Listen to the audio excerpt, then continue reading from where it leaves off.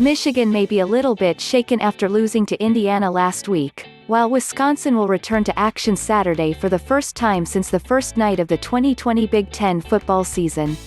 When the Wolverines face the Badgers, it will not be what people expected this game to look like coming into the 2020 season.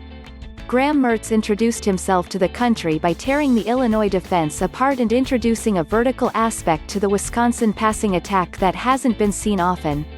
Then, the next day, Mertz tested positive for COVID-19.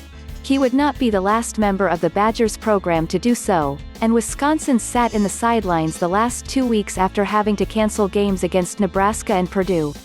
Now they're back and facing a Michigan team that probably wishes it could have sat out the last 2 weeks as well. The Wolverines have historically dominated this matchup with a 5-1, 1-6-1 record against the Badgers since it began in 1892. Wisconsin has, however, had the advantage of late with 4 wins in the last 6 meetings, including a 35-14 win in 2019. So who wins on Saturday? Let's take a closer look at the matchups and storylines to follow before making some expert picks both straight up and against the spread. Michigan, where to begin? Coming into the season, it was known that Michigan would be breaking in a new quarterback and other players on offense. Still, after an impressive 49-24 win on the road against a ranked Minnesota team that won 11 games last season, things looked to be headed in the right direction. Then the last 2 weeks happened. A loss at home against rival Michigan State, a team the Wolverines were favored to beat by 3 touchdowns, was followed with a 38-21 loss to an Indiana team Michigan hadn't lost to since 1987. Now the Wolverines are sitting on 2 losses, with talk about Jim Harbaugh's future kicking up, and there's still this game against Wisconsin as well as dates with Penn State and Ohio State remaining on the schedule.